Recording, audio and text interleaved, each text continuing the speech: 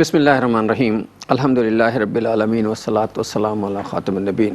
ناظرین محترم، پروگرام سیرت النبی صلی اللہ علیہ وآلہ وسلم کے ساتھ آپ کا میزبان ڈاکٹر محمود غزنوی شجاع الدین شیخ صاحب کے ساتھ حاضر ہے۔ حسب معمول ہفتے جمعہ اور ہفتے کی رات 9 بجے ہماری QTV پہ ملاقات ہوتی ہے، اور یہ سلسلہ جو گفتگو کا چل رہا تھا سیرت طیبہ کے حوالے سے، تو پچھلے پروگرام میں آغاز یہاں سے ہوا تھا کہ رسول اللہ سے کوئی بات منسوب غلط نہ کی جائے، محتاط رہا جائے گفتگو کرنے میں، اور بات جو ہے وہ اس حوالے سے بڑھتے بڑھتے آگے بڑھی تھی کہ حضور کی سیرت بھی محفوظ ہوئی ہے، جو ایک معجزہ ہے، اور سیرت سے متعلق جو لوگ تھے بیان کرنے والے، اللہ نے ان کو بھی اعزاز دیا کہ ان کی سیرتیں بھی اور ان کا شجرہ بھی محفوظ کر لیا گیا سارا۔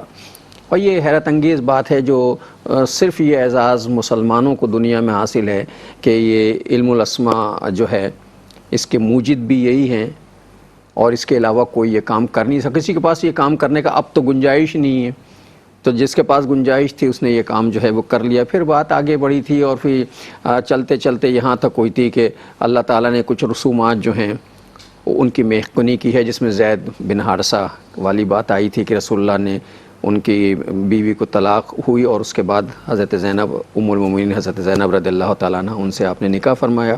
پھر یہ بات چل رہی تھی کہ بھائی نکاح ثانی ہونا چاہیے، کرنا چاہیے، تو میں چاہوں گا کہ شجاع صاحب جو ہے یہیں سے پھر گفتگو شروع کریں، اور خواتین سے معذرت کے ساتھ، معذرت مجھے اسی لیے نہیں کرنی چاہیے کہ بھائی یہ اللہ کے رسول کی طرف سے دی ہوئی ہدایت ہیں، اور ان ہدایتوں پر عمل کرنا چاہیے۔ اب یہ اور بات ہے کہ ہم اس نہج پہ پہنچ گئے کہ اس طرف سوچنا بھی۔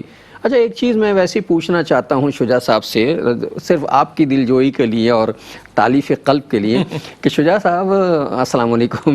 وعلیکم السلام ورحمۃ اللہ۔ میں سمجھ رہا ہوں کیا پوچھنا چاہ رہے ہیں، آپ فرمائیے۔ دیکھیے، رمضان سے پہلے جو ہے شجاع صاحب نے ایک بیوہ خاتون سے نکاح ثانی کیا۔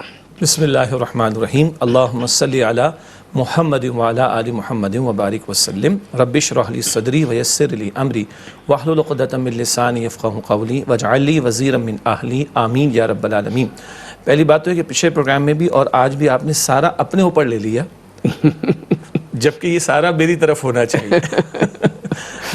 نہیں، میں نے اس لیے اپنے اوپر لے لیا ہے کہ اصل میں کوئی اگر برا بھلا کہے تو میزبان کو کہے، آپ کو کیوں کہے؟ نہیں، انشاءاللہ جب ہم آگے بات کو بڑھائیں گے۔ دیکھیے، ہمارے پروگرام کا نام سیرت النبی علیہ السلام، میں کمزور، آپ کمزور، ہم سب کمزور ہیں، ہمیں تو رہنمائی حضور علیہ السلام کی سیرت سے لینی ہے، اور دلیل ہم وہیں سے لے کر آئیں گے، اور انشاءاللہ جب وہاں نگاہ رکھیں گے تو یہ باتیں سمجھنا، کسی درجے میں ان کا تحمل کرنا آسان ہو جائے گا۔ اب آپ نے بات پوچھی تو اچھی بات ہے، یعنی ترغیب کے لیے، تشویق کے لیے، صرف ترغیب کے لیے پوچھے، ورنہ یہ خالصتاً ان کا پرائیویٹ اور معاملہ ہے۔ لیکن ظاہر کچھ چیزیں اگر پرائیویٹ ایسی ہوں جس کا دین سے کوئی تعلق بنتا ہو، یا کوئی تبلیغ سے کوئی تعلق کسی معاملے کی تبلیغ سے بنتا ہو، تو اسے کر لینے میں کوئی حرج بھی نہیں ہے۔ لا حرج جی، ہم تو اس سوال اور ایسے سوالات کے لیے مستقل تیار ہیں، اور کہیں فورمز پہ بھی بات آتی ہے ہم اس کو بیان بھی کرتے ہیں، اور ہمارے لیے جو ہم کہتے ہیں کوشش بھی کرتے ہیں کہ ہمارے لیے اللہ کا دین پرائرٹی نمبر 1 ہو۔ تو یہ برسوں سے ہم بات یہاں کرتے ہیں، نکاح کو آسان کرو، اللہ کا شکر ہے پہلے نکاح ہوا آسانی کے ساتھ ہوا۔ بیٹیوں کی بات ہم کرتے ہیں، ہم کوشش کرتے ہیں اپنی بیٹیوں کو بھی اسی طرح رکھیں جیسے بیٹوں کو رکھتے ہیں الحمدللہ۔ اب بات آتی ہے جی وہ بیواؤں کے نکاح کے حوالے سے، تو ذہن میں تو یہ بات تھی الحمدللہ، صرف اس نیت سے کہ اللہ تعالیٰ قرآن میں کہتا ہے وَأَنْكِحُوا الْأَيَامَ مِنْكُمْ، جو لوگ تم میں سے بے نکاح ہیں ان کا نکاح کرا دو۔ یہ ایک ترجمہ ہے، معروف ترجمہ ہے بیواؤں کا نکاح کرا دو۔ اس کا بھی امکان ہے کہ ایک شخص کی بیوی کا انتقال ہو گیا ہے تو بھائی اس کے بھی نکاح کا اہتمام کر لینا چاہیے، جیسے خاتون کے شوہر کا انتقال ہو گیا، بیوہ ہے، اس کے نکاح کا، وہ بھی بے نکاح ہے، تو بے نکاح وہ بھی ہو سکتا ہے کہ جس کی بیوی کا انتقال ہو چکا ہو۔ تو بہرحال ایک تو اللہ تعالیٰ کی یہ تعلیم ہمارے سامنے، دوسری لقد کان لکم فی رسول اللہ اسوۃ حسنہ، یقیناً تمہارے لیے رسول اللہ علیہ السلام کی زندگی میں بہترین نمونہ موجود ہے۔ میں پھر وہ بات عرض کر دوں جو پچھلے پروگرام میں ہم نے کہی تھی کہ کسی بیوہ سے نکاح کرنا یا دوسرا نکاح کرنا فرض نہیں ہے، لیکن دین نے گنجائش عطا کی ہے، دین نے اجازت عطا کی ہے، اس کی ضرورت پیش آتی ہے۔ اللہ کے پیغمبر علیہ السلام نے کئی نکاح کیے ہیں، اور اکثر بیواؤں سے اللہ کے نبی نے نکاح کی علیہ السلام۔ اچھا جی، تو ایک اللہ تعالیٰ تعلیم دیتا ہے اس کی، دو نبی علیہ السلام کی سنت کا معاملہ، تین کیونکہ اس وقت آپ سمجھتے ہیں اور ہم جانتے ہیں کہ اس معاشرے کے اندر بیوہ کا نکاح، مطلقہ عورت یعنی طلاق یافتہ عورت کا نکاح تقریباً ممنوع سمجھا جاتا ہے، شجر ممنوعہ سمجھا جاتا ہے، بلکہ آج کوئی بیوہ سے نکاح کر لے تو اس بیوہ کو بیچاری کو جو ہے مورد الزام ٹھہرایا جاتا ہے، جبکہ پیغمبر علیہ السلام بیواؤں سے نکاح کر رہے ہیں۔ اما خدیجہ رضی اللہ تعالی عنہا کا نکاح حضور سے جب ہوا تو آپ کے علم میں ہوگا اس وقت تک اما خدیجہ 2 مرتبہ بیوہ ہو چکی تھی، 2 مرتبہ بیوہ ہو چکی تھی۔ تو عرب کے معاشرے کا معاملہ نہیں، حضور کی معاشرت کا معاملہ ہے، صحابہ کرام کی معاشرت کا معاملہ ہے۔ تو تیسری بات تو یہ تھی کہ ذہن میں بات تھی کہ اگر کبھی اللہ تعالیٰ آسانی عطا فرمائے، اور اللہ نے بڑی آسانی عطا فرمائی، اب بہت زیادہ نجی باتیں ہم نہیں کر سکتے، اگر میں وہ کروں گا تو لوگ یقین نہیں کریں گے کہ اللہ نے کتنی آسانی عطا فرمائی، ہم اس تفصیل میں نہیں جا رہے۔ اس وقت معاشرے کی پوزیشن یہ ہے کہ بیوہ خواتین کی ایک اتنی بڑی تعداد ہے کہ جس کا آپ اندازہ نہیں کر سکتے۔ اچھا، اس کے علاوہ ان بچیوں کی تعداد اتنی زیادہ ہے جن کے نکاح نہیں ہو سکے اور جن کی عمریں گزر گئیں اور اب شادی کی عمریں ڈھل گئیں۔ ہم نے طے کیا نا شادی کی عمر ڈھل گئی، ڈھلتی ولتی تو کوئی عمر نہیں، لیکن ظاہر ہمارے کچھ معیارات ہیں، شادی کی عمریں ڈھل گئیں۔ تو اگر یہ صورتحال پیدا ہو جائے تو بہت بڑا سوسائٹی میں انقلاب آ سکتا ہے۔ جی، اور دیکھیے آپ کے ہمارے معاشرے میں بہرحال اور کئی معاشروں میں عورتوں کی تعداد مردوں سے زیادہ ہے، تو کیا کریں گے آپ؟ کیا اچھا، ایک پروگرام میں ہم نے ایک اور جگہ ایئر وائی نیٹ ورک کے ایک پروگرام میں ذکر کیا، تو مفتی عامر صاحب ہمارے بڑے پیارے دوست ہیں، بڑے پیارے ساتھی ہیں، آپ کے ساتھ بھی پروگرامز کرتے رہے، تو انہیں بڑی اچھی بات کہی کہ نکاح کے 3-4 بڑے بڑے مقاصد ہیں۔ ایک مقصد تو ہے کہ سکون ملتا ہے بندے کو، ایک مقصد ہے کہ بندے کو اولاد میسر آتی ہے، اللہ چاہتا ہے کہ گھر گھر ہستی کا سلسلہ آگے بڑھے، نسل انسانی کا قافلہ آگے بڑھے۔ ایک مقصد ہوتا ہے شیلٹر دینا، شیلٹر اصل بنیادی مسئلہ یہ بھی ہے، زندگی عمر کے ہر حصے میں شیلٹر کی محض وہ فطری خواہش ہی کا تقاضا نہیں ہوتا، عمر کے بلکہ عمر جب بڑھتی جاتی تو شیلٹر کی ضرورت زیادہ ہوتی جاتی ہے، اور خاص طور پر بڑھاپے کا معاملہ۔ بہرحال وہاں پہ انسان بات کرنا چاہتا ہے، جذبات کو شیئر کرنا چاہتا ہے، احساسات کو شیئر کرنا چاہتا ہے، تو وہ تو عامر صاحب نے بڑی پیاری، وہ میں نوٹ کی اپنے گھر میں بھی میں نے سنا ہے۔ ایک ہے سکون کا حصول، ایک ہے اولاد کا حصول، ایک ہے پروٹیکشن اور شیلٹر کا مل جانا، اور ایک ہے مودت کا بڑھنا، آپس میں رشتے قائم ہوتے ہیں، گھر گھر رشتے کے معاملات آگے بڑھتے ہیں، معاشرت آگے بڑھتی چلی جاتی ہے۔ وقفے کے بعد بات کرتے ہیں۔ السلام علیکم ورحمۃ اللہ وبرکاتہ، ویلکم بیک ناظرین۔ وقفے کے بعد پروگرام سیرت النبی صلی اللہ علیہ وآلہ وسلم میں آپ کا خیر مقدم ہے۔ تو یہ جو باتیں ہو رہی ہیں تو آپ لوگ کہیں یہ نہ سمجھیے گا کہ ہمارا جو میزبان ہے وہ اپنے لیے گراؤنڈ بنا رہا ہے گراؤنڈ کچھ نہیں بنا رہا میں۔ اصل میں سوسائٹی میں جو ایک کرائسس ہے اسے آپ بھی جانتے ہیں اور میں بھی جانتا ہوں۔ اس کرائسس میں میں کیونکہ ایک بہت بڑے تعلیمی ادارے میں پڑھاتا رہا ہوں، اور ڈاکٹر صاحب بہت بڑی یونیورسٹی میں پڑھایا میں نے، اور میں نے بھی اپنے اسٹوڈنٹ لڑکیوں لڑکوں کی درجنوں کی جو ہے وہ شادیاں کروائی ہیں، آپس میں سب کروائی ہیں۔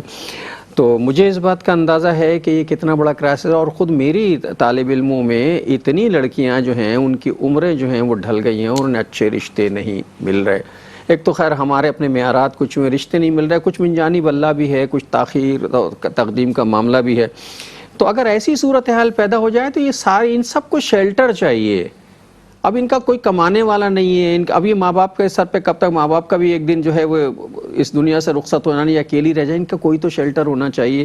تو دعا ہے کہ اللہ تعالیٰ سب کی بہن بیٹیوں کے لیے بہترین رشتے جو ہیں وہ اللہ تعالیٰ عطا فرمائے، ہمیں ہدایت دے، اور مردوں کو بھی اس طرف سوچنے کے لیے، اگر یہ کام اللہ کی رضا کے لیے کیا جائے گا تو اس میں برکت ہوگی، اور اگر خواہش نفس کے لیے کیا جائے گا تو پھر وہی پریشانی ہوگی کہ گزارا کیسے ہوگا، یہ مسائل پیدا ہوں گے۔ جی، بلکہ معاملہ الٹا ہے، میری بات کو چھوڑ دیں، پیغمبر علیہ السلام کے پاس صاحب آئے، جی یہی بات، پتہ نہیں جو بات میرے ذہن میں آتی وہ آپ کہہ دیتے ہیں۔ کیمسٹری میچ ہے نا جی۔ نہیں، اصل میں بنیاد دیکھیں نا، اللہ کا کلام، اللہ کے نبی کی سیرت علیہ السلام، بلکہ ہم شاید کسی پروگرام میں بات بھی کر رہے تھے نا کہ کیا ہمارا یہ پروگرام اسکرپٹڈ ہوتا ہے؟ نہیں ہے نا، اسکرپٹ ہے، یہ جو ہم گفتگو کر رہے ہیں اس میں کہاں اسکرپٹ شامل ہے؟ اب کیا میں یہ گھر سے لکھ کے لاتا کہ شجاع صاحب نے دوسرا نکاح کیوں کیا ہے، ان سے اس پہ بات کریں گے اور یہ پوچھوں گا ان سے، ایک بات ہے جو اس پروگرام کے حوالے سے، تو وہ حدیث مبارکہ کہ کوئی صاحب آئے، جی، تو ایک صاحب حضور علیہ السلام کی خدمت میں، یا رسول اللہ میں بڑا مسکین، بڑا محتاج، تمہارا نکاح ہو گیا؟ ہاں۔ ایک اور نکاح کر لو. مطلب یا رسول اللہ, اب کامن سینس کی بات ہے, پہلی کا پورا گزارا نہیں ہو رہا. ہاں آج ہماری سوچ بالکل الٹ ہو گئی ہے.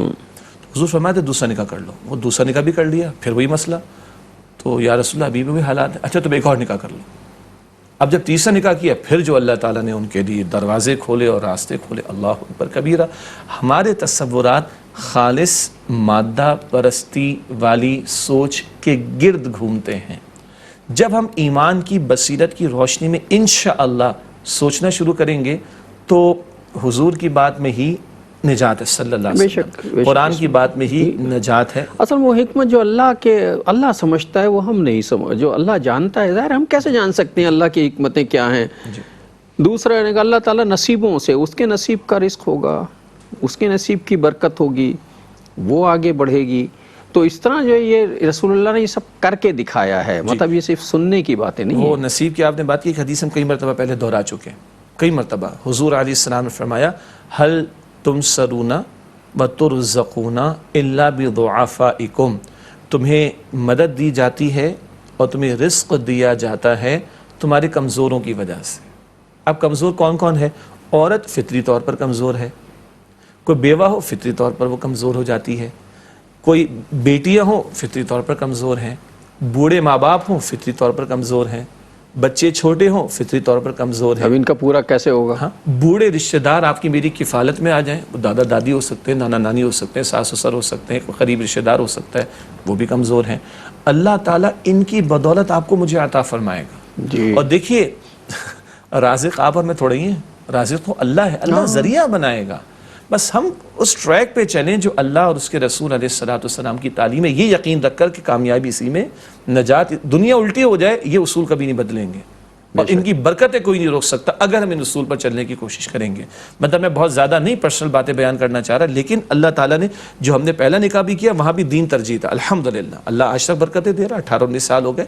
اب جو دوسرا نکاح بھی کیا وہ محض اللہ کی رضا کے لیے, حضور کی سنت کی پیروی کے لیے, ایک صلی اللہ علیہ وسلم, ایک دینی اجتماعیت کے فائدے کے لیے. اللہ تعالیٰ برکتیں دکھا رہا ہے, اللہ سکون عطا فرما رہا ہے, اللہ آسانی عطا فرما رہا ہے, اللہ راہیں کھول رہا ہے, الحمدللہ رب العالمین.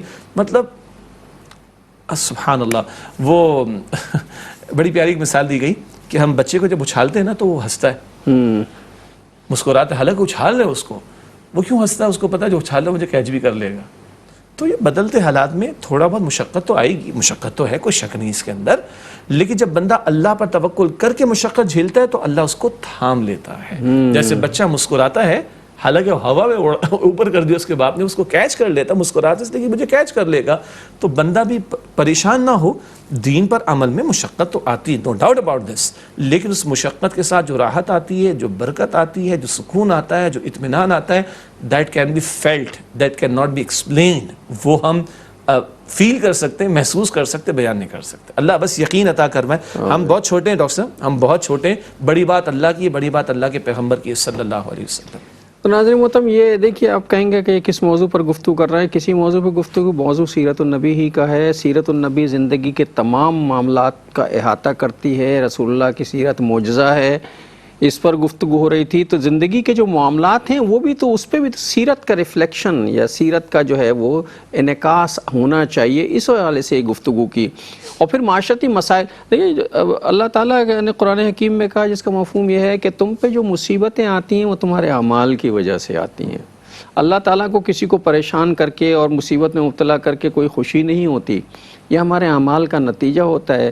جو آج جو سوسائٹی میں مسائل معاشرتی آئے ہوئے ہیں وہ ہمارے کرتوتوں کی وجہ سے آئے ہوئے ہیں. بے شک قرآن میں ہے, سورہ, آپ جو آیت کا حصہ پیش کر رہے تھے ترجمہ, سورہ شورا کی آیت نمبر 30 ہے, وما اصابکم من مصیبت فبما کسبت ایدیکم ویعفو عن کثیر. جو مصیبتیں تم پر آتی ہیں وہ تمہارے اپنے اعمال کی وجہ سے آتی ہیں, بہت سی باتیں اللہ تعالیٰ معاف فرما دیتا ہے. ایک سورہ روم کی آیت نمبر 41 ہے, ظہر الفساد فی البر والبحر بما کسبت ایدی الناس لیذیقهم بعض الذی عملوا ولعلهم یرجعون. خشکی تری میں فساد مچ گیا لوگوں کے برے اعمال کی وجہ سے, تاکہ اللہ کچھ بد اعمالیوں کا مزہ ان کو چکھائے اور شاید کہ اللہ تعالیٰ کی طرف لوٹیں. ہر بات پر اللہ نہیں پکڑتا. قرآن پاک میں 2 مرتبہ کم از کم اگر ہر کرتوت اور گناہ پر اللہ پکڑنے پر آ جائے تو اللہ زمین پر ایک جاندار کو بھی باقی نہ چھوڑے, لیکن اللہ ہر بات پر نہیں پکڑتا. تو کئی مرتبہ قرآن کریم بتاتا ہے کہ یہ جو کرتوت ہمارے برے ہو جاتے ہیں اس کی وجہ سے مصائب آیا کرتے ہیں. سنت کی شاہراہ کو چھوڑیں گے تو پھر زحمت کے اور مصائب کے ڈھیر ہی ہم پال رہے ہوں گے. میں اگر آپ مجھے اجازت دیں, ذرا کسی باپ سے پوچھیں جس کی بیٹی بیوہ ہو چکی ہو, اور اس بیوہ سے بھی ذرا کوئی خاتون جا کے اس کے تاثرات کو پوچھ لے. ہم تو کتنے غلیظ کومنٹس کبھی کبھی دے دیتے ہیں, گراوٹ والے کومنٹس کبھی کبھی دے دیتے ہیں, معاذ اللہ. ذرا اس سے پوچھیں کہ جس کو زندگی گزارنا کس قدر مشکل ہو جاتا ہے. ہم نہیں سمجھ رہے ان چیزوں کو, جانتے ہیں, بس ان کو ایکسیپٹ کرنے کو تیار نہیں ہو رہے. لیکن یہ ہے کہ معاشرے کے اندر یہ مسائل تو ہیں, اور اللہ کے پیغمبر علیہ السلام کی زندگی دیکھیں, صحابہ کرام کی زندگی دیکھیں, اور عورتوں کے ساتھ بھلا سلوک ہے, بیواؤں کے ساتھ بھلا سلوک ہے, یتیم کے سر پر ہاتھ پھیرنے والی بات ہے, کسی کی محتاجی معذوری کی معاملہ آ جائے اس کی مدد کرنے کا معاملہ, یہ جینوئن ایشوز سوسائٹی کے. ان کے حل کے بغیر ہم سمجھیں کہ ہم پروان چڑھنا شروع ہو جائیں تو وہ پروان چڑھنا وہ آرٹیفیشل ہو سکتا ہے, وہ اوریجنل اور سالڈ بنیادوں پر نہیں ہو سکتا. تو نظر آتا ہے یہ جو ہمارے معاشرتی مسائل ہیں, بہت سے مسائل. اچھا, معاشرتی مسائل میں صرف یہ شادی بیاہ گھریلو خانگی معاملات ہی نہیں, دنیا کے اور معاملات بھی. اب آپ کہیں کہ یہ تو ایک موضوع لے کے بیٹھ گیا اور اسی پر بات کر رہا ہے. یہ تو آج کل ہمارے ہاں ایک مطلب میں کراچی اسٹوڈیوز میں بیٹھا ہوں, باہر تپش اور گرمی انتہا کی ہے, اور ظاہر ہے پورا اب دنیا بھر میں گرمی ہو رہی ہے. تو ہم کیا یہ سمجھیں کہ اللہ تعالیٰ نے ہم پر کوئی معاذ اللہ دوزخ کی کھڑکیاں کھول دی ہیں کہ یہ اسی قابل ہیں, ان کو بدو. یہ ہمارے کرتوت ہیں. ہم نے رسول اللہ صلی اللہ علیہ وسلم نے درخت لگانے کو جو ہے وہ صدقہ جاریہ قرار دیا کہ صدقہ جاریہ ہے, اور ہم نے درخت کاٹنے کو جو ہے اپنا مشغلہ بنا لیا. ہم کاٹتے رہے, جنگل کے جنگل کاٹ کے ہم نے پھینک دیے. تو اب اللہ تعالیٰ کی طرف سے جو قدرتی ماحول پیدا ہونا ہے وہ تو نہیں ہوگا. تو یہ تو ہمارے کرتوتوں کے نتیجے میں ہوا. اس کی مادی وجوہات بھی ہیں اور اس کی روحانی وجوہات بھی ہیں. مادی وجوہات میں جیسے ایک آپ نے بیان فرمائی کہ درختوں کے لگانے کی تلقین کی گئی ہے اور اس کو پسند کیا گیا ہے, اس کو صدقہ قرار دیا گیا ہے, اور جس کی وجہ سے گلوبل وارمنگ آج ہم دیکھ رہے ہیں اس کے اندر. تو کچھ یہ مادی وجوہات ہیں. اسی طریقے پر سبحان اللہ, سیدنا عمر کا دور تھا رضی اللہ تعالیٰ عنہ, کسی نے بھٹی وغیرہ لگانا چاہیے تو اس کو کہا شہر سے باہر جا کر لگاؤ. جی, انوائرمنٹل پولوشن کا معاملہ ہے. انوائرمنٹل ایجوکیشن تو اب شروع ہوئی ہے. جی, تو سیدنا عمر نے فرمایا کہ باہر جا کر لگاؤ. اور سبحان اللہ, ادب کی بات ہے, ایک لوہار کی مسجد نبوی کے قریب کام کرتا تھا, کہا کہ جو لوہے پہ چوٹ لگاؤ گے نا, دھیمے انداز سے لگانا, دھیمے انداز سے. لا ترفعوا اصواتکم فوق صوت النبی, اپنی آوازوں کو نبی علیہ السلام کی آواز سے بلند نہ کرنا.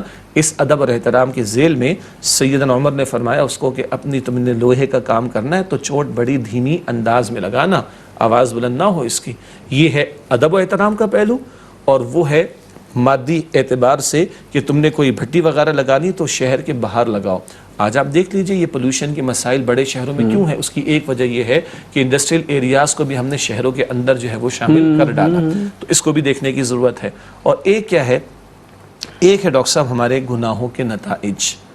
گناہوں کی وجہ سے کبھی قوموں پر زلزلے آئے ہیں, گناہوں کی وجہ سے کبھی قوموں پر طوفان آئے ہیں, گناہوں کی وجہ سے کبھی قوموں پر پتھر برسائے گئے ہیں, گناہوں کی وجہ سے کبھی شعلے تک برسائے گئے ہیں, گناہوں کی وجہ سے قوموں کو غرق کیا گیا ہے, اور گناہوں کی وجہ سے لوگوں کو دھسا دیا گیا ہے. یہ پچھلی قوموں پر آنے والے عذابوں کی یہ جو کیفیات قرآن بیان فرماتا ہے, تو اس سے ایک نقطہ سامنے آتا ہے کہ کچھ فزیکل کازز ہوتی ہیں اور کچھ میٹا فزیکل کازز ہوتی ہیں, کچھ مادی وجوہات ہوتی ہیں, کچھ اخلاقی وجوہات ہوتی ہیں. جب قوموں کے کردار اور اعمال میں بگاڑ پیدا ہوا تو شعلے تک بھی برسائے ہیں اللہ تعالیٰ نے. قوم شعیب کا ذکر قرآن پاک میں آتا ہے. تو حاصل کلام ہے کہ مادی وجوہات کو بھی ریزالو کرنے کی ضرورت ہے, اور جو ہمارے کردار اور اخلاق میں بگاڑ پیدا ہو گیا, گناہوں کی نحوست آ گئی ہے, اس کی وجہ سے بھی یہ اس طرح کے مسائل ہمیں جھیلنا پڑ رہے ہیں. اور بھی بہت سے معاشرتی مسائل ہیں کہ جن کی طرف اگر ہم توجہ دیں تو ہمیں پتہ ہی چلے گا کہ یہ من جانب اللہ نہیں ہے. یہ مسائل اور مشکلات جو ہم کہتے ہیں کہ اللہ نے ہمیں ان حالات میں ڈال دیا, یہ من جانب اللہ نہیں ہے, یہ تو ہمارے کرتوت ہیں, یہ تو ہمارے رویے ہیں. آپ اپنے ہمارے معاشرتی رویے دیکھ لیجیے. آپ کہتے ہیں نا مہنگائی بے پناہ ہو گئی ہے، اس لیے ہو گئی ہے کہ اخلاص نیت ختم ہو گیا ہے. کوئی ایک دوسرے کا خیر خواہ نہیں رہا، سب ایک دوسرے کو لوٹنے پہ لگے ہوئے. کہا نا مومن وہ ہے جس کی جان سے، جس کے ہاتھ سے، جس کی زبان سے، جس کی آنکھ سے، اور جو ہے وہ دوسرا مومن محفوظ رہے. ہمارے یہاں کوئی کسی سے محفوظ نہیں ہے. ہم اگر کسی دکان پہ چلے جائیں تو دکاندار یہ سمجھتا ہے کہ یہ میرا شکار ہے، یہ میرا شکار ہے، اور جتنی جلدی میں اس پر جو ہے وہ قابو کر لوں اسے وہ ہے، اور وہ ہماری جیب خالی کر دیتا ہے چونکہ اس کے پاس خیر خواہی نہیں ہے. ایک وقفہ لے کے آ کے بات کرتے ہیں. السلام علیکم ورحمۃ اللہ وبرکاتہ. ویلکم بیک ناظرین. وقفے کے بعد پروگرام سیرت النبی صلی اللہ علیہ وآلہ وسلم میں آپ کا خیر مقدم ہے. میں نے ابھی حال ہی میں ایک غالباً ترکی کا کوئی واقعہ، قدیم ترکی کی بات ہو رہی ہے آج کا نہیں، ایک واقعہ پڑھا کہ اس زمانے میں جو ہے وہ بازار کا رویہ یہ تھا کہ دکاندار جو ہے اپنی دکان کے آگے ایک ایک کرسی نما چیز، جسے آپ اسٹول کہہ لیں، اسٹول ہی ہوتے ہوں گے، کرسی نما چیز جو اپنی دکان کے آگے ایک ایک کرسی رکھتے تھے. اور وہ کرسی جو ہے وہ جس کی کرسی جو ہے وہ ہٹتی جاتی تھی، وہ تھوڑی تھوڑی دیر کے بعد وہ کرسیاں ہٹ جاتی تھیں. پھر کوئی اگر ایک کرسی باقی رہ جائے تو اس کا مطلب یہ ہوتا تھا کہ یہ وہ شخص ہے جس کے پاس ابھی تک گاہک نہیں آیا. تو اگر ان لوگوں کے پاس گاہک آتے تھے کہ جنہوں نے کرسی ہٹا لی ہے، تو وہ جان بوجھ کے چیز اسے فروخت نہیں کرتے تھے اور اشارہ کرتے وہ دیکھو جو کرسی رکھی نا، کرسی والی دکان پہ یہ چیز مل جائے گی، وہاں سے لے لو جا کر. یعنی خیر خواہی کا یہ عالم تھا کہ بھئی میری تو بکری ہو چکی ہے، مجھے تو اتنا مل گیا، اس بیچارہ کو صبح سے ابھی تک گاہک نہیں ملا، وہ گاہک کو وہاں کرسی والے کے پاس بھیج دیتے تھے. یہ تو قدیم ترکی کی بات کر رہے ہیں. ہم نے ایک دفعہ ایک ذکر کیا تھا، بعض صحابہ رضی اللہ عنہ اجمعین بازار میں کاروبار کے لیے جاتے تھے. ابھی سورج کہیے کہ دن چڑھ گیا ہے اور واپس جاتے ہوئے نظر آ رہے ہیں. تو کوئی آ کر پوچھتا بھائی کیا ہو گیا؟ السلام علیکم. وعلیکم السلام. بھائی میری ضرورت پوری ہو گئی ہے، بس میری ضرورت پوری ہو گئی، میں جا رہا ہوں.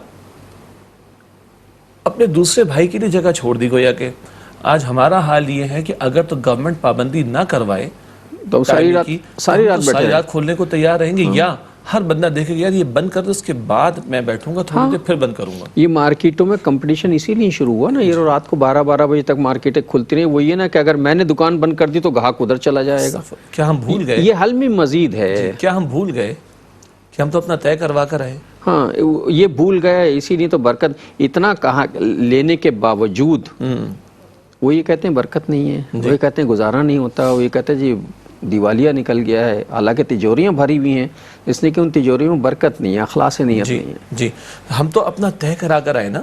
اللہ کے رسول علیہ السلام کی وہ حدیث مبارک ہم میں سے اکثر کو یاد ہوگی، بخاری شریف میں، مسلم شریف میں، دیگر کتب احادیث میں ہے کہ جب بچہ ماں کے بطن میں 4 مہینے کا ہو جاتا ہے تو اللہ تعالیٰ فرشتے کو بھیجتا ہے، فرشتہ اس پہ روح ڈالتا ہے اور 4 باتیں طے کر دی جاتی ہیں. ایک یہ کہ اس کا رزق کتنا ہوگا. میں اور آپ طے کروا کر آئے. آپ کو آپ کی نصیب کا ملے گا، مجھے میرے نصیب کا ملے گا، اور ایک دوسرے کے نصیب کا کوئی نہیں لے سکتا، کوئی چھین نہیں سکتا، کوئی لے نہیں سکتا، کوئی میرا لقمہ ایک کم نہیں کر سکتا. تو مجھے ٹینشن کس بات کی ہے کہ نہیں اگر میں نہیں بیٹھا تو یہ کھا جائے گا. ارے بھائی اپنے نصیب کا کھائے گا، میں اپنے نصیب کا کھاؤں گا. تو ایک تو وہ جو اللہ کی ذات پر توکل والا پہلو ہے وہ آج ہم نے فراموش کر دیا. دوسرا آپ نے بڑا اچھا لفظ استعمال کیا، ہم خود کہتے ہیں برکت نہیں ہے. ہم نے اسی پروگرام میں کبھی یہ بات کی ہے کہ برکت کا لفظ خالص اللہ تعالیٰ کی ذات سے متعلق ہے. سب کو سورہ ملک یاد ہے، پہلے الفاظ سب کو یاد، تبارک الذی بیدہ الملک، بڑی برکت والی ذات ہے اللہ کی جس کے ہاتھ میں کل بادشاہت ہے. تو برکت کا لفظ ہے ہی خاص اللہ تعالیٰ سے متعلق. اور جب میں اللہ کو بھلا دوں، اللہ کو فراموش کر دوں، اللہ کے ذکر کو فراموش کر دوں، اللہ کے حکم کو پس پش ڈال دوں، اس کی نافرمانی میں مبتلا ہو جاؤں، تو کہاں میرے وقت میں، کہاں میرے مال میں، کہاں میری اولاد میں، کہاں میرے کاروبار میں، اور کہاں میرے گھر میں برکت رہے گی؟ جب برکت والی ذات، برکت دینے والی ذات ہی کو بھلا دیا، فراموش کر دیا، ذکر اس کا چھوڑ دیا، حکم اس کا توڑ دیا، کہاں برکت ہمیں ملے گی؟ تو وہی بات وہاں واپس آتی ہے کہ کرتوت ہمارے اپنے ہیں جن کا شاخسانہ ہمیں بھگتنا پڑ رہا ہے، جن کے نتائج ہمارے سامنے آ رہے ہیں. اور ہم نے پتہ نہیں کیا رویہ اختیار کیا، جو شجاع صاحب بھی فرما رہے تھے مارکیٹ میں یہ کہ وہ دکان بند کر دے پھر میں کروں گا، اس لیے کہ وہ بھی بیٹھا ہے تو میں بھی بیٹھا رہوں گا. تو مسئلہ یہ ہے کہ اس کو اگر مشن بنایا جائے گا تو اس میں برکت ہوگی نا. اخلاص اور رضائے الہی بات ایک ہی ہے. جب تک یہ پیش نظر نہ ہو اعمال میں برکت نہیں آ سکتی, معاملات میں برکت نہیں آ سکتی. اور آج سچی بات یہ ہے, ہم راتوں کو 2-2 بجے تک گپے لگانے کے لیے تیار ہیں, مگر اذان کی پکار پر اللہ کے سامنے جھکنے کو تیار نہیں. ہم اپنے مسائل کے ڈسکشن کے لیے 4-4 گھنٹے کو دینے کو تیار ہیں لوگوں کو, لیکن اللہ کے سامنے 2 آنسو بہانے کے لیے 5 منٹ ہمارے پاس نہیں ہوتے.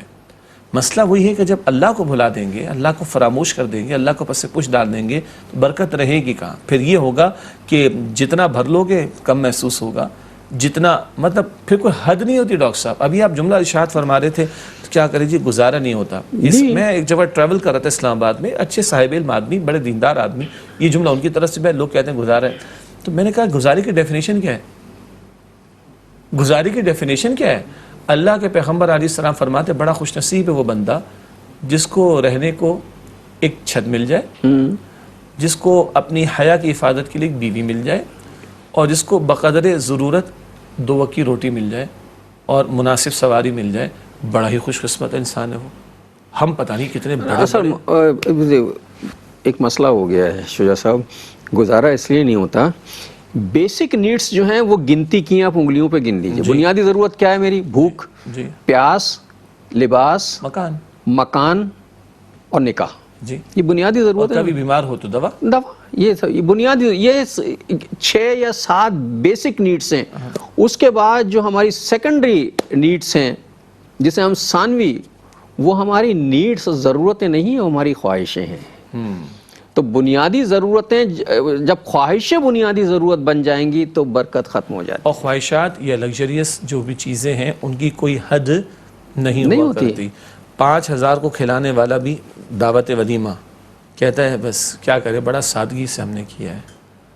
2-2 کروڑ خرچ کرنے والے بھی, میں کم کہہ رہا ہوں مجھے پتہ ہے, کہتے ہیں بڑی سادگی کے ساتھ ہم نے یہ کام کیا ہے. 50 لاکھ کی گاڑی میں گھومنے والا بھی کہہ دیتا ہے کیا کریں جی, بس برانڈڈ گاڑی زیادہ مہنگی ہمارے پاس نہیں ہے. اگر میں 5000 روپے کہوں گا تو لوگ ہنسیں گے. نکاح کا جوڑا 1-1 لاکھ روپے کا بنانے والے بھی کہتے ہیں جی بڑا ہلکا ہاتھ ہم نے رکھا, کیونکہ اب سنا ہے کہ 30-30 لاکھ روپے کے بھی بن جاتے ہیں. جی مطلب اور عام نارمل رینج جو میں نے سنی ہے, مجھے تو ان سب چیزوں کا پتہ نہیں. آپ اور ہم بے ذوق لوگ ہیں نا اصل میں. تو نارمل جو ہیں وہ سنا ہے کہ 2.5-3 لاکھ کا. ڈاکٹر صاحب معذرت, یہ بہت ہلکی بات کر رہا ہوں. اچھا میں نے کہا نا آپ اور میں ذرا دوسرے ہی مزاج کے ہیں, بے ذوق قسم کے لوگ ہیں. یہاں 25-25 لاکھ کا دلہن کا ایک جوڑا سل رہا ہے, اور اس میں بھی کمپٹیشن. اللہ معاف کرے, وہ جو ڈیزائنر ہوتا ہے نا, ایک ہی خاندان کے 4 لوگوں نے جوڑے بنوانے نا, نکاح تو ایک کا ہے لیکن جوڑے تو سب بنواتے ہیں. اچھا جی فلاں فیملی آئی, اچھا جی آپ یہ 10-12-15 لاکھ کا پیکج موجود ہے, 8 لاکھ کا پیکج نہیں وہ باجی آئی تھی نا وہ تو 18, اچھا تو میرا 22 کا بناؤ. پھر اب یہ جو کمپٹیشن چلا ہے, دلہن تو الگ بنوا رہی ہے, وہ جو پورا خاندان اس میں. مجھے یقین ہے اس معاشرے کے 2-4% لوگ ہی اس کو افورڈ کر سکتے ہوں گے, مگر یہی ٹرینڈ سیٹر بن جاتے ہیں. تو جو 25 لاکھ تو افورڈ نہیں کر سکتا, تو اس کے لیے لاکھ روپے بھی کیا ہوگا, بہت ہلکی سی بات ہوگی. حالانکہ یہ وہ سوچ رہا ہے بیچارہ جس غریب کی تنخواہ بمشکل 18,000 روپے ہے جی, اور وہ کہہ رہا ہے بھائی میں تو بڑا ہلکا کر رہا ہوں, لاکھ روپے کا مجھے آپ زکوٰۃ دے دیں 5 لاکھ روپے. اس کام کے لیے لوگ زکوٰۃ مانگ رہے ہیں. یہ ٹرینڈ اوپر سے نیچے سیٹ ہو رہا ہے. تو جب یہ ٹرینڈ سیٹ ہوں گے تو گزارا کس کا ہونا ہے مجھے بتائیے, کیسے ہونا ہے گزارا؟ جب ایک وقت نارمل کھانے کے ٹائم پر 2-3 میٹھے کا ہونا اور 3-4 ڈشز کا ہونا, یہ ذرا ہائیرس کی بات. ذرا سا نیچے آ جاؤ, ایک ہی ڈش آج گھر کے اندر. وہ اللہ کے بندوں, پیغمبر کے گھر کو بس یاد رکھ لو, یاد تو رکھ لو کہ 2 مہینے چولہا نہیں جلا ہے تو سوکھی لکڑی بھی بقول ہمارے ایک دوست کے وہ پاپڑ کا مزہ دے دے گی, لیکن نہیں چٹخارے چاہیے اور پیٹ بھرا ہو تو مستیاں سوچتی ہیں نا, تب لوگ کہتے ہیں جی گزارا نہیں ہو رہا تو افسوس ہوتا ہے. یعنی یہ وہ امتی کہہ رہے ہیں کہ جن کے سامنے اربوں انسانوں کو تو کلمہ پڑھانے کی ابھی ذمہ داری ہے اور کروڑوں کے سامنے اللہ کا دین پریزنٹ کرنے کی ذمہ داری ہے. اس امت کے پاس فضولیات میں وقت برباد کرنے اور پیسہ بہانے کے امکانات پیدا کیسے ہو جاتے ہیں؟ اللہ رب العالمین کی قسم ہمیں سمجھ نہیں آتی, یہ ریکنسائل نہیں کر پاتے ہم. امت کو اتنے بڑے کام کے لیے کھڑا کیا گیا اور امت ان چیزوں کے اندر ہی پڑی رہ کر کہتی ہے جی میرا تو گزارا نہیں ہوتا ہے. انا للہ و انا الیہ راجعون. گزارا اس لیے نہیں ہوتا, دیکھیے مطلب سنا ہے نیند آ جاتی ہے کانٹوں پر بھی انسان کو. نیند بنیادی ضرورت ہے کہیں بھی ہے. جب بہت زیادہ نیند ہو, اگر میں فرض کیجیے رات بھر کا جاگا ہوں بہت زیادہ, میں یہاں کارپیٹ پہ پڑھ کے سو جاؤں گا, اور ایسی زبردست, اور ایسی نیند آئے گی کہ اللہ ماشاء اللہ, ہے نا. لوگ فٹ پاتھ پہ سوتے ہیں, جی سمجھے, فٹ پاتھ پہ سوتے ہیں, سو جاتے ہیں. لیکن جب مجھے تعیش ہوتا ہے نا تو پھر میرے گھر میں جو ہے وہ فوم کا گدا بھی ہونا چاہیے. فوم میں پھر کوالٹیز آ گئی ہیں. سمپل فوم کی بات نہیں کر رہے ہم. ہاں سمپل فوم نہیں آیا, ایک کول فوم آ گیا ہے, ایک طرف سے ٹھنڈا رہے گا, ایک طرف سے گرم رہے گا. ایک آرتھو وہ گدا آ گیا ہے جو انڈوں کے کریٹ کی طرح ہے, وہ جی کیا وہ مساج کرتا ہے. پھر وہ گدے بھی ہونے چاہیے. پھر جب اتنا اچھا گدا ہوگا تو پھر ماحول بھی ٹھنڈا, تو اے سی وے سی بھی ہونا چاہیے. پنکھے میں تو برا لگتا ہے, گزارا نہیں ہوتا. تو اب جب پنکھے سے اے سی کی طرف آپ جائیں گے تو ظاہر ہے آپ پنکھا اگر فرض کیجئے 8,000 روپے کا, بلکہ اب تو زیادہ ہو گیا, 10,000 روپے کا پنکھے سے اگر آپ 80,000 روپے کے اے سی پہ جائیں گے تو یہ جو بقیہ 70,000 روپے یہ کہاں سے آئیں گے؟ گزارا تو پھر نہیں ہوگا نا بھائی. پھر جو ایک کام ہوتا ہے وہ ایک دوڑ شروع ہوتی ہے معاشرے میں جس میں حلال اور حرام کی ساری حدیں پائمال کر دی جاتی ہیں. جی, باقی جائز طریقے پر اللہ کی عطا کردہ نعمتیں کسی کو میسر ہوں تو کوئی حرج نہیں. لیکن جو آپ نے دوڑ کی بات کہی نا, دوڑ ہے نا, اس دوڑ میں حلال حرام کی تمیز ختم, اس دوڑ میں فرائض کی پابندی ختم, اس دوڑ میں حرام کا, اس دوڑ میں رہ کر حرام کرتے کام, پھر جلنا, دوسروں کو دیکھ کر جیلسی, بغض اور عداوت اور دشمنی, یہ سارے نیگیٹو قسم کے تصورات کا پیدا ہونا, انسان جل بھن کر اپنے آپ کو ہی برباد کر رہا ہوتا ہے. اور پھر تباہی آتی, پھر نفسیاتی امراض آتے ہیں, اور پھر صحت بگڑتی ہے. جو بنیادی بیماری آئی ہے نا وہ اس سارے تعیشات زندگی کی دوڑ کی وجہ سے, وہ ایک بڑی بیماری آئی ہے جسے ہم ڈپریشن کی بیماری کہتے ہیں. ہر آدمی اس میں مبتلا ہو گیا ہے. اور میں نے کہا نا کہ یہ تو ہمارے کرتوتوں کا نتیجہ ہے, یہ من جانب اللہ نہیں, ہم نے خود اپنے اوپر مسلط کی. بہرحال آج کے پروگرام کا وقت ختم ہو رہا ہے, میں چاہوں گا کہ ایک حدیث ہدیہ ہو جائے پھر آپ سے رخصت ہو جائے. اللہ کے پیارے رسول صلی اللہ علیہ وسلم نے ارشاد فرمایا, یہ ہم میٹرک کی سلیبس میں بھی کبھی پڑھتے تھے, ما عال من اقتصد, جو میانہ روی اختیار کرے گا وہ کبھی مفلس نہیں ہوگا. یہ حضور کا فرمان مبارک ہے صلی اللہ علیہ وسلم. ان معاملات میں خصوصاً مالی معاملات میں اعتدال اور میانہ روی کا رویہ اختیار کرنا چاہیے. یہ حضور کی تعلیم ہے صلی اللہ علیہ وسلم. اور اس کے ساتھ ہی ناظرین ہمارے پروگرام کا وقت اب ختم ہوا. جناب شجاع الدین شیخ اور اپنے میزبان ڈاکٹر محمود غزنوی کو اگلے پروگرام تک کے لیے اجازت دیجیے. اللہ نگہبان, والسلام علیکم ورحمۃ اللہ وبرکاتہ.